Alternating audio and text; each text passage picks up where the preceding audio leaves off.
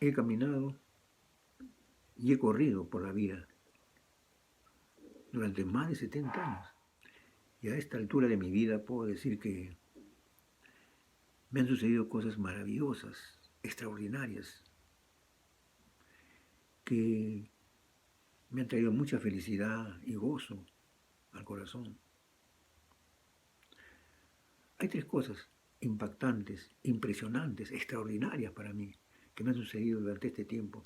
Una, conocer a Dios. Lo segundo tiene que ver con lo primero, descubrir lo que hay detrás de la palabra escrita en la Biblia. Y tres, tener una familia. Conocer a Dios. Tal vez tú me preguntarás, pero ¿qué? ¿Tú lo has visto a Dios? ¿Tú has hablado con Él? ¿Él te hablaba a ti? ¿Tú has visto a Dios? Dios es espíritu, por lo tanto, no podemos ver a Dios con nuestros ojos naturales.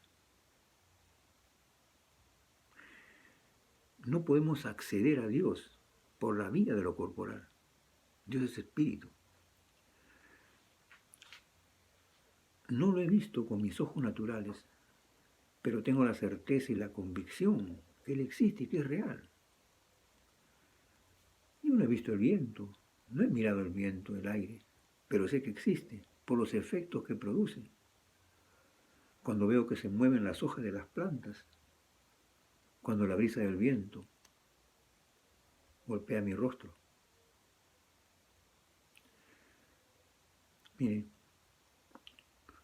yo creo en Dios cuando vemos la maravilla de la naturaleza, la belleza de la naturaleza, el orden de la naturaleza, del universo.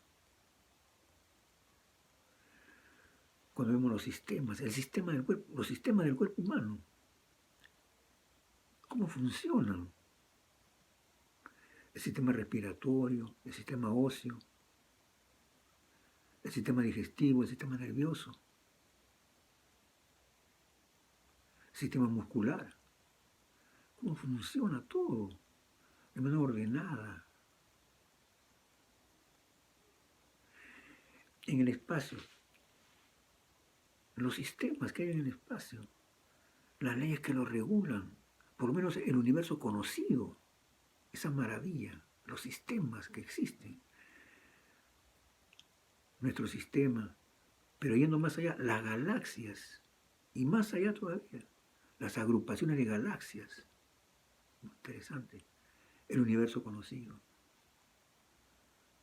Cuántas maravillas, ¿no? Eso nos hace pensar que detrás de todo tiene que haber una mente inteligente, tiene que haber un creador. Esto no se puede dar por generación espontánea.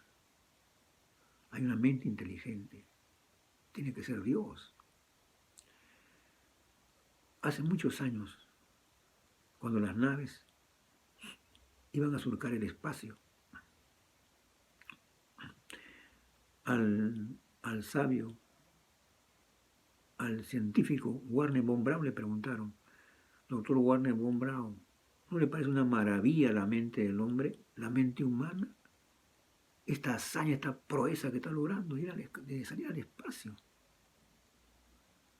Warner von Braun fue el director de la NASA durante más de 30 años, un científico muy inteligente. ¿Qué le respondió? Doctor Braun, ¿no le parece una maravilla la mente humana? ¿No es asombroso lo que está logrando? Él le respondió, me asombra más la mente que hizo esa mente.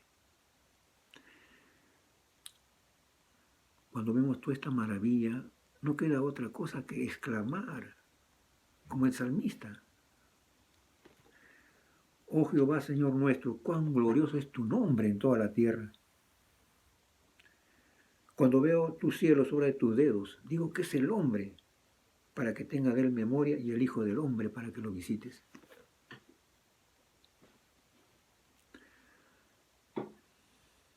Interesante lo que leemos en el Salmo 8 de la Biblia. También dijimos que lo segundo es descubrir lo que hay detrás de la palabra registrada en la Biblia. ¿Cómo es eso? Palabra tiene su origen en el griego. Si vamos a la etimología de la palabra, a la raíz de la palabra, vamos a encontrar que palabra deriva del logo, la palabra griega logo, pero también del rema. Logo y rema con H. El logo es la palabra escrita, registrada. Eso lo encontramos en todos los libros, ¿no? Todos los libros de ciencia, todos los libros de arte, ahí está el logo, la palabra, escrita. Pero el rema solamente lo encontramos en la Biblia. El rema es la palabra inspirada, la inspiración divina, la palabra revelada. Hace 2 años estuve en Israel con mis hijos. ¿Sabes cuál es el manual que usan los guías turísticos allá en Israel? Es la Biblia. El Antiguo Testamento. Yo creo que los guías de Jerusalén conocen más del Antiguo Testamento que muchos religiosos. Increíble, ¿no?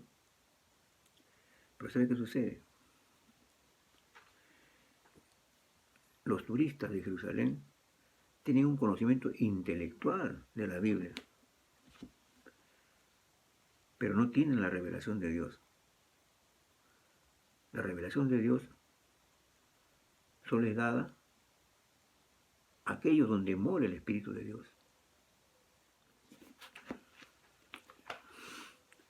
El logo y el rema está presente en toda la palabra de Dios, porque toda la palabra de Dios es inspirada. No una parte de la Escritura, sino toda la Escritura es de inspiración divina. Veamos lo que dice la Biblia. En 2 Timoteo, capítulo 3, versos 16 a 17. Toda la Escritura es inspirada por Dios y útil para enseñar, para redarguir, para instruir en justicia, a fin de que el hombre de Dios sea perfecto, enteramente preparado para toda buena obra. Ahora leamos lo que dice en 2 de Pedro, capítulo 1, verso 21. Porque los profetas nunca hablaron por iniciativa humana. Al contrario, eran hombres que hablaban de parte de Dios, dirigidos por el Espíritu Santo. Mira, el ser humano tiene 2 partes. El cuerpo físico, expresado a través de sus sentidos, ¿no? La vista, el olfato, el tacto, etc. Y tiene una parte invisible, que es el alma y el espíritu. El alma son nuestros sentimientos, nuestras emociones, lo que pensamos, nuestra capacidad de decisión. Y el espíritu es lo que nos conecta con Dios. Cuando se planteó la pregunta, ¿acaso tú has oído a Dios? ¿Acaso tú has hablado con Dios? Es imposible acceder a Dios por la vía corporal, por medios corporales, porque Dios es espíritu. Cuando decimos que Dios nos habla, no es una voz audible, porque no podemos acceder a Dios por medios corporales. Dios es espíritu. El mismo espíritu que habló a los profetas, a los apóstoles, hace miles de años, es el mismo espíritu que habla al creyente, al Hijo de Dios, que le ama y le busca de todo corazón. Leemos la palabra, el logo, tomamos conocimiento del logo. Cuando meditamos la palabra, cuando reflexionamos la palabra, aparece el rema, el Espíritu Santo revelándote la palabra, revelándote la profundidad de la palabra. El Espíritu Santo hablando a tu espíritu con E minúscula, comunicándote palabra viva. Y en ese momento llega el gozo a tu corazón. Tu corazón se llena de gozo y de paz, solo con la meditación de la palabra. El gozo no es la alegría. La alegría es momentánea, es pasajera. La alegría está o depende, mejor dicho, de la comodidad de las circunstancias. El gozo no. El gozo es independiente de las circunstancias, independiente de lo que te rodea. El gozo y la paz de Dios es resultado de nuestra relación con Dios, de nuestra comunión con Dios. Yo recuerdo que hace muchos años, cuando murió mi madre, fue el dolor más grande que yo sentí en mi vida. Fue un dolor muy profundo. Era un ser querido el más cercano de todos nuestros seres queridos, nuestra madre. Me dolió mucho, sufrí bastante. Pero ¿sabes qué cosa sucedió después? Recordé que mi madre había entregado su vida al Señor. Y eso trajo paz a mi corazón. La paz de Dios, la paz del cielo. Esa paz que sobrepasa todo entendimiento, esa paz que está más allá del conocimiento humano. Esa paz que es incomprensible por la mente humana. La paz de Dios, que sobrepasa todo entendimiento, que gobierna en el corazón del creyente, que ama a Dios y le busca de todo corazón. ¿Sabes lo que dice en el Evangelio de Juan, capítulo 1, verso 12? Hablando de Jesús, la Biblia dice, mas a todos los que le recibieron, a los que creen en su nombre, le dio potestad de ser hechos hijos de Dios, los cuales no son engendrados de sangre, ni de voluntad de carne, ni de voluntad de varón, sino de Dios. A los que le recibieron en su corazón, en su ser interior, a los que creen en su nombre, a los que ponen su fe, su confianza total, absoluta y exclusiva en aquel que murió en la cruz en su lugar. A eso le dio el privilegio, el derecho de ser llamados hijos de Dios. Ellos no son engendrados, no son nacidos de papá y mamá, o sea, no es por voluntad humana, sino por voluntad de Dios. A partir de ahí empieza una vida distinta, una vida diferente. Tú has recibido la bendición de Dios, te gozas con la bendición de Dios, pero tú no quieres quedarte con la bendición. Tú quieres compartir esa bendición, tú quieres que sea extensiva a otras personas. Entonces, empecé a compartir la palabra. Prediqué en los mercados, en la Plaza San Martín, en la Plaza de Lince, en Girón La Unión, en los micros, en los ómnibus, en las camionetas, hasta en una lancha, viajando de Pucallpa a Iquitos. Fui al penal Castro Castro, en los años 90, en la época difícil del terrorismo. Penal Castro Castro, penal de Lurigancho. Pero había un pabellón en el cual nadie se entraba. Era el pabellón de los terroristas. ¿Por qué? Porque había un alto riesgo. Nosotros decíamos, pero ellos también tienen que escuchar la palabra.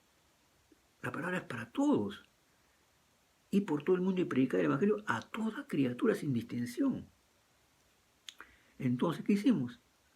Así no podíamos ir. Teníamos que ser prudentes. Riesgos los había y lo va a haber en todo lugar. Siempre va a haber riesgos. Cuando tú compartes la palabra, siempre va a haber riesgos, va a haber oposición. Eso no se puede evitar. Pero sí, tenemos que ser no solo sencillos como las palomas, sino también tenemos que ser prudentes. Y el Espíritu Santo te revela que tienes que ser prudente. Entonces, ¿qué hicimos? Oramos al Señor. Estuvimos en ayuno y oración, buscando la dirección del Espíritu Santo. Y salimos al pabellón de los terroristas. Pudimos ingresar. Después que ingresamos al pabellón, tras de nosotros cerraron las puertas con cadena y con candado. Ya estábamos adentro. Y compartimos el Evangelio de la bendita palabra de Dios. Y escucharon. Inclusive hubieron algunos que se entregaron su vida a Dios. ¿Por qué? ¿Porque yo soy inteligente? ¿Por mi capacidad de convencimiento? ¿Mi capacidad de persuasión? No. Es por el Espíritu Santo. Él es el que persuade. Él es el que te hace ver tus errores. Él es el que te convence de pecado. Es el poder de Dios. Así funciona. La tercera cosa que me ha sucedido y que valoro bastante es tener una familia. Tengo una familia cristiana. No es una familia perfecta. Cometemos errores. Y no algunos errores, cometemos muchos errores. pero hemos aprendido a valorar el perdón, a pedir perdón cuando ofendemos y a perdonar cuando nos ofenden. ¿Qué cosa es pedir perdón? Pedir perdón es reconocer nuestras imperfecciones, reconocer nuestras flaquezas, nuestras debilidades, reconocer nuestras limitaciones. Pedir perdón es valorar la dignidad de esa persona a quien hemos ofendido. Ingresamos a la familia de Dios por medio de la fe. Nuestra fe no se sustenta en nuestra experiencia personal o en los milagros. Nuestra fe se fundamenta en la palabra de Dios. Nos nutrimos cada día de la palabra de Dios. Y así será hasta el final con la ayuda de Dios. ¿Saben lo que dice en Romanos 10:17? Te lo leo. Así que la fe es por oír, y el oír por la palabra de Dios. Mañana domingo, 25 de octubre, cumplimos 35 años de casados. Ella, Margarita, mi esposa, es la pareja que Dios eligió para mí. Y yo soy la pareja que Dios eligió para ella. Esa es la voluntad de Dios. Y la voluntad de Dios es agradable y es perfecta. Nosotros decidimos, resolvimos someternos a la voluntad de Dios. Que hicimos y queremos que Dios sea la base de nuestra casa, que Él sea el fundamento de nuestro hogar. ¿Por qué? Porque si Dios no construye la casa, de nada sirve que se esfuercen los constructores. Así es. De nada sirve que trabajemos de sol a sol y aún que comamos pan ganado con dolor. ¿Sabe qué dice la Biblia en el Salmo 127:1? Si Jehová no edificare la casa, en vano trabajan los que la edifican. Si Jehová no guardare la ciudad, en vano vela la guardia. Por demás es que os levantéis de madrugada y vayáis tarde a reposar, y que comáis pan de dolores, porque a su amado dará Dios el sueño. Dios le bendiga. Bendiciones.